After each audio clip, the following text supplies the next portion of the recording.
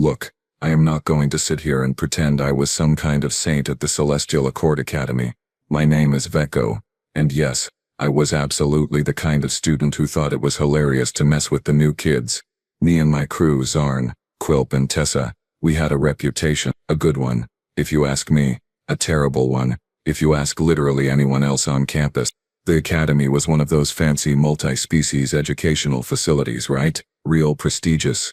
73 different species from across the galaxy, all crammed into one station orbiting a neutral moon. The place was massive, gleaming metal and glass everywhere, with artificial gravity zones customized for different species, real high-tech stuff, real expensive stuff, the kind of place where the offspring of diplomats and merchants went to learn about interstellar cooperation and whatever. Translation: the perfect hunting ground for harmless pranks. We were good at what we did, okay? Nothing truly dangerous. Just enough to make the newcomers jump a little, maybe question their life choices, build character, you know. The holographic spider in the bathroom, the fake airlock breach alarm, the old synthetic slime in the ventilation shaft trick, classics, every single one of them. So when Administrator Quilnex announced during morning assembly that we were getting another transfer student, we were already planning. My eye stalks perked right up. Zarn, who was sitting next to me, his scales already shifting to that excited purple color. Quilp was clicking his mandibles together in anticipation. Even Tessa, who was usually the responsible one, had that look in her triple eyes. Then Quilnex said the magic words, a human, a young human female to be specific, from Earth. Now I had heard of humans before, everyone had sort of. They were one of the newer species to the galactic community, only been around for maybe 20 cycles or so. Their planet had just been cleared for limited contact. From what I understood, they were these weird bipedal mammals from some mid-tier world in the unfashionable end of the galaxy. Soft skin, no natural armor, no venom, no telepathy, pretty much bottom of the food chain as far as galactic species went. In other words, perfect target. When she walked into the common area that afternoon, I actually had to stop myself from laughing out loud. She was tiny. Maybe came up to my mid-thorax, and I am not even particularly tall for a Zelthian. She had this dark hair tied back in some kind of tail, pale skin, and these weird forward-facing eyes that apparently meant humans used to be predators or something. But come on, look at her. She was wearing their standardized uniform, carrying a bag that looked way too big for her frame, and she had this smile on her face. This big, friendly, innocent smile. Oh, we were going to have so much fun with this one. That evening we huddled in our usual spot, the maintenance alcove on Deck 7, where the surveillance cameras had a convenient blind spot. Zarn was practically vibrating with excitement, his scales doing that rainbow shimmer thing they do when he gets worked up. Okay, listen, I said, pulling up my datapad. I have been doing research. Humans apparently have this thing called a fear response. Gets triggered by threats, predators, dangerous situations, makes their heart rate go up, pumps them full of adrenaline, fight or flight nonsense. Quilp clicked his mandibles thoughtfully. So, standard scare tactics. The holo projector in her quarters. Exactly, I grinned. Well, as much as a Xelthian can grin. But we go big. I am talking apex predator stuff. I found some entries in the Earth database. Something called a grizzly bear. 300 kilograms of teeth and claws. Should do the trick. Tessa looked uncertain, her antenna drooping slightly. Are we sure about this? She just arrived. Maybe we should give her a few days to settle in. Tessa, Zarn said, draping a wing across her shoulders. We are helping her adapt, builds resilience, practically a public service. She did not look convinced, but she did not stop us either. The human girl, her name was Maya, according to the student registry, had been assigned quarters in the humanoid-compatible section. Getting access was easy. Quilp was great with security systems, and within 10 minutes we had the holo projector hidden in her ventilation shaft, programmed and ready to go. We waited in the corridor, watching through Quilp's monitor as she entered her room. She dropped her bag, stretched, those weird jointless arms reaching up toward the ceiling, and then she moved toward her desk. That is when we triggered it.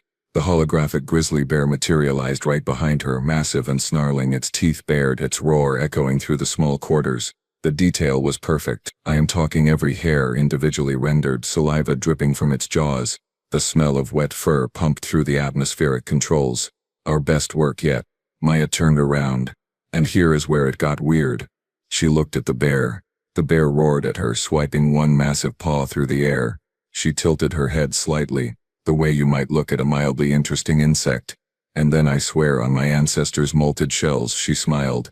Not a scared smile, not a nervous smile, a delighted smile. "Oh wow," she said, her voice absolutely calm, almost cheerful. "That is a really good render. The fur texture is incredible." She walked closer to it. Closer. Who walks toward the terrifying predator? "The subsurface scattering on the skin is a bit off though," she continued, reaching out like she was going to touch it.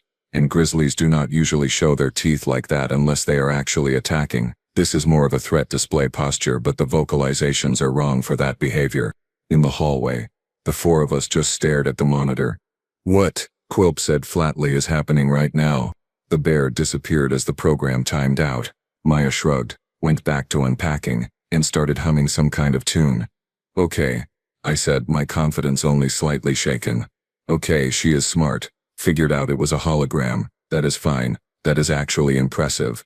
But let us try something more physical. Something she cannot logic her way out of." The gravity manipulation trick was a classic. We waited until she was in the common area the next day. Studying at one of the tables, Quilp worked his magic with the localized gravity controls, creating that stomach-dropping sensation of sudden weightlessness. Most species panic when their inner ear tells them they are falling. Maya's datapad floated up. Her hair drifted around her face. She looked up, looked around, and then actually laughed. Actually laughed. "Oh, is this one of those pranks?" she called out to the empty room. "My brother used to spin me around until I got dizzy. This is way less intense." She grabbed her datapad out of the air and kept reading, just floating there like it was the most normal thing in the universe. We turned the gravity back on. She landed gracefully on her feet, did not even stumble. I looked at my crew. My crew looked back at me. "What is wrong with her?" Zorn whispered, his scales turning a confused gray color. "All right, so maybe I got a little obsessed. Sue me. Our reputation was on the line here. Okay? We had never, and I mean never, failed to get at least a yelp out of a new student. Maya had been at the academy for 3 days now, and she had reacted to our pranks with all the fear of someone watching paint dry. There has to be something," I muttered, scrolling through the Earth cultural database for the 15th time that night.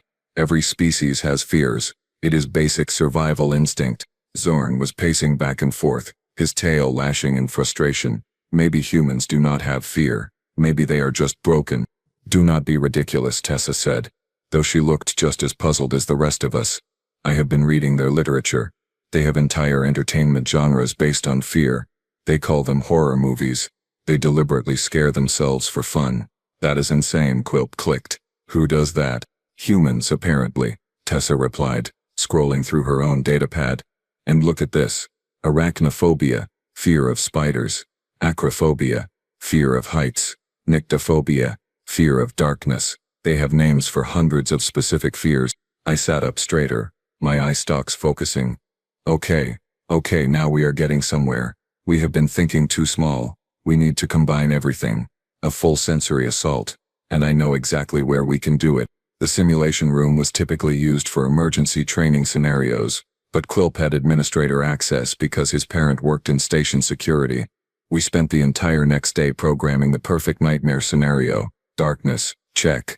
Hostile environment, check. Predator sounds from the Earth database. Oh, you better believe that is a check.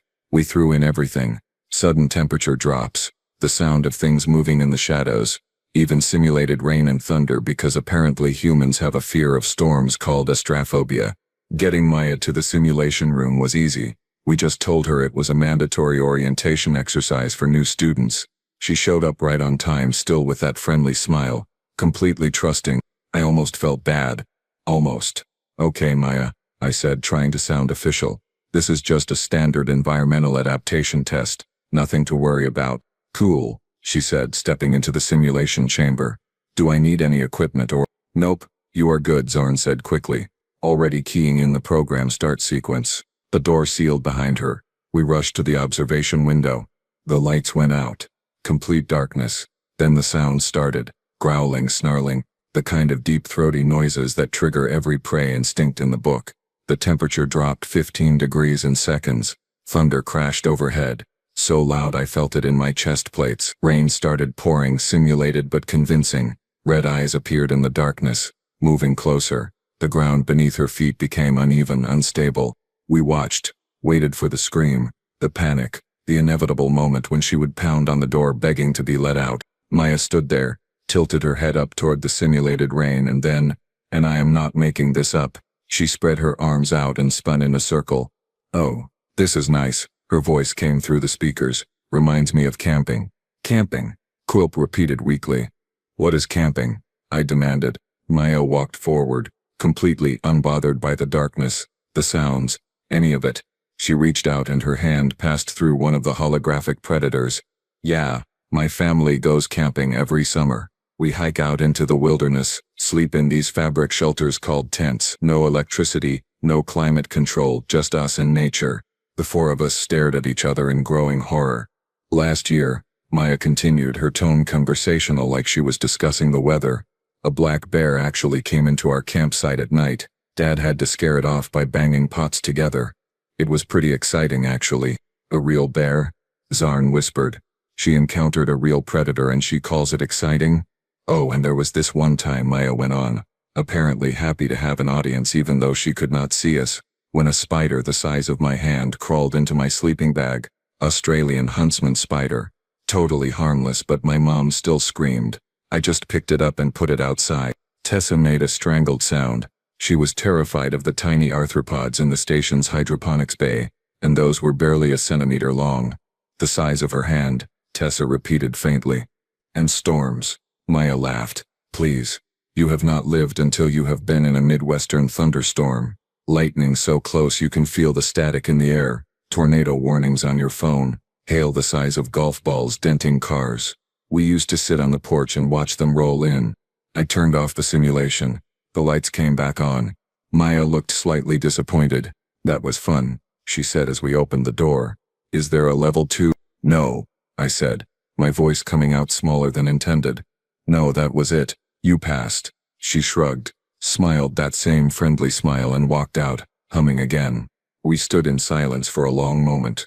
"Their planet is trying to kill them," Quilp said finally.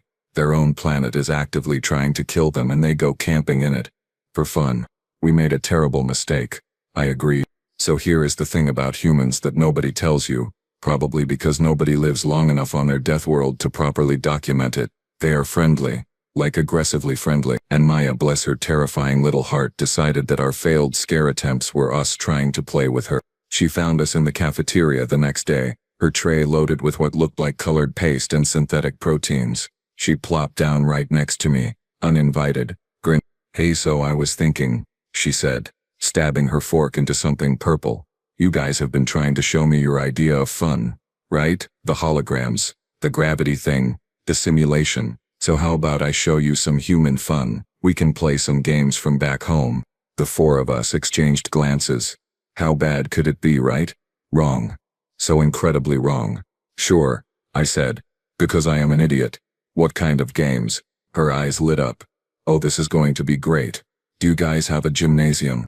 20 minutes later, we were standing in the Academy's multi-purpose athletic facility. Maya had changed into something called athletic wear, which was basically just tight-fitting fabric that allowed maximum movement. She was holding a rubber sphere about 20 centimeters in diameter. "This," she announced proudly, "is dodgeball." "Dodgeball?" Zarn repeated slowly. "You throw the ball, other people dodge it. If it hits you, you are out. Last one standing wins." She bounced the ball casually. "Do not worry. I will go easy on you." She did not go easy on us. The second the game started, Maya wound up and threw that ball with a speed that should not have been possible for someone her size. It hit Quilp square in the thorax with a thwack that echoed through the gymnasium. He went down, all 6 of his legs crumpling. "You are out," Maya called cheerfully, already retrieving the ball. "She broke me," Quilp wheezed. "I think she broke me." "It is just rubber," Maya said, sounding genuinely confused by our horror. "We play this in elementary school, with kids half my age." She threw again. Zarn tried to fly out of the way, but she predicted his movement, adjusted mid-throw somehow and nailed him anyway. His scales flashed bright red in alarm as he tumbled to the ground. "What kind of children's game involves projectile assault?" Tessa shrieked, hiding behind a support beam. "The fun kind," Maya replied, and I swear there was something predatory in her smile now. "Oh, We also played this game called Bombardment where you use multiple balls at once, and there is Prison Ball, and King's Court. No, I said firmly, holding up my manipulator appendages in surrender. No more ball games. Okay, how about tag then? She tilted her head. That is less intense. Tag was not less intense. Tag involved Maya chasing us around the gymnasium at speeds that should have required mechanical enhancement. Her endurance was terrifying. She did not get tired. We were all gasping for air, our various respiratory systems failing, and she was barely breathing hard. Humans are pursuit predators, she explained while Zorn literally collapsed from exhaustion. We evolved to chase prey until it died from exhaustion. Persistence hunting, it is called. We are not fast, but we just keep going, and going, and going. Make it stop, Zorn moaned. Oh, this is nothing, Maya continued, sitting down cross-legged next to us with infuriating ease. You should see actual playground games. We had this equipment called monkey bars, these metal bars suspended 2 meters off the ground. You hang from them and swing across. Kids fall off all the time. I broke my arm twice on those things. Twice, Tessa whispered. Well, once on the monkey bars, once on the merry-go-round. That is this spinning platform where you run alongside it, jump on and hold on while it spins really fast. Lots of broken bones from that one. And do not even get me started on seesaws. She laughed, actually laughed, at the memory. My friend Jenny got launched off one and knocked out 2 teeth. Why?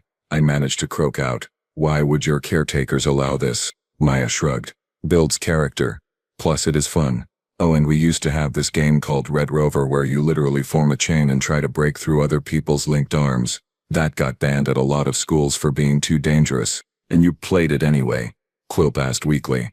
Well, yeah, Maya said, like it was obvious. Getting hurt is part of growing up. You fall, you bleed a little, you get back up. No big deal. No big deal, she said. No big deal. This girl, this tiny human girl came from a planet where children routinely broke bones during recreational activities and considered it character building. I want to go home, Zorn whispered. Same. We all agreed. So, let me tell you what I learned about hubris, cosmic irony, and why you should never ever assume you are at the top of the food chain just because you have opposable appendages and a fancy education. Word spread fast, like wildfire fast. Within 2 days, every student at the Celestial Accord Academy knew that Maya, the tiny human girl with the friendly smile, was absolutely not to be messed with. And here is the kicker. They did not hear it from us bragging about our prank war. No, they heard it from the Vrelian exchange student who witnessed Maya casually catch a maintenance drone that had gone haywire, with her bare hands, while it was still spinning. I just grabbed it, she had explained to the gathering crowd. It was going to hit someone. The drone's blades had been rotating at 300 RPM. She had grabbed it, stopped it, did not even get cut.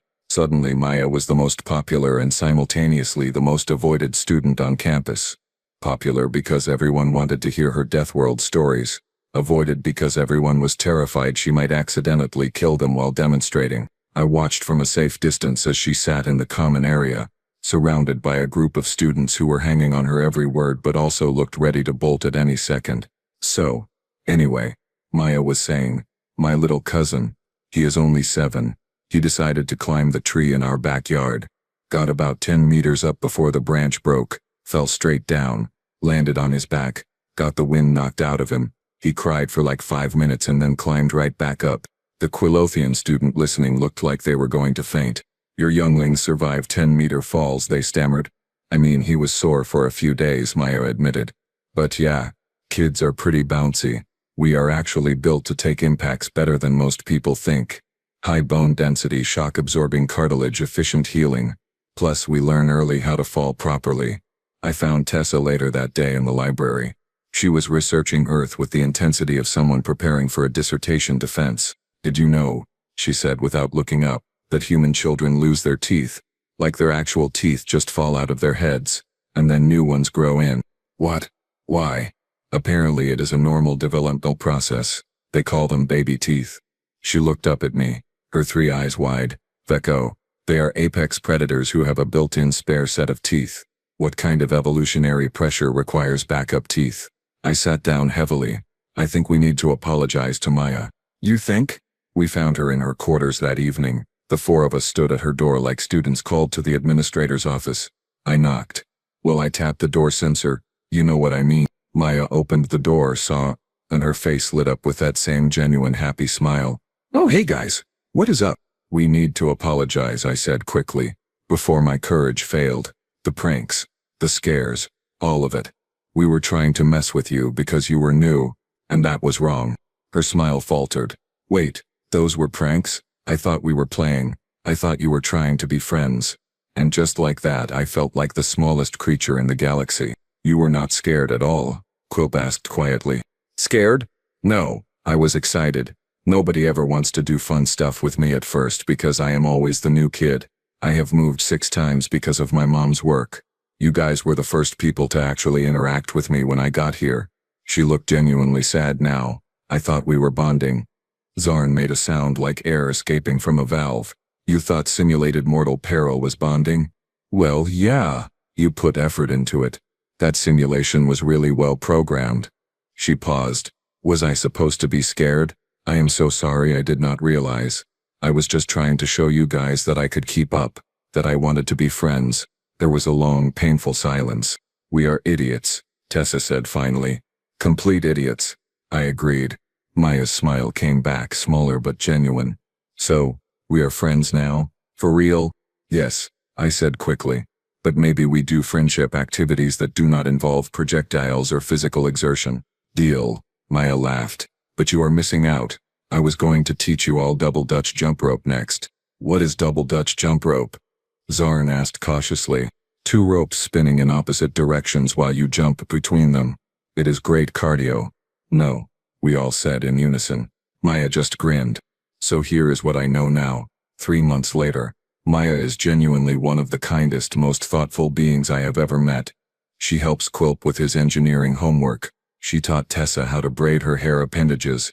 She convinced Zarn that trying new foods would not kill him. Probably. But I also know with absolute certainty that humans are terrifying. They come from a world that spends every single day trying to murder them, and they respond by building character, making games out of survival and calling it childhood. They break bones and grow back up teeth and chase prey until it dies from exhaustion, and they do it all with a smile. I have never pranked another student since Maya arrived.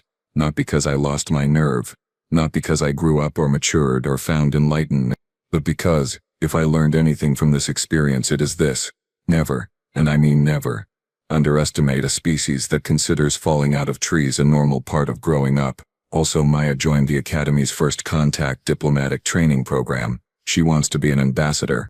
The galaxy does not stand a chance. And honestly, I think we are all okay with that. Just, maybe someone should warn them first.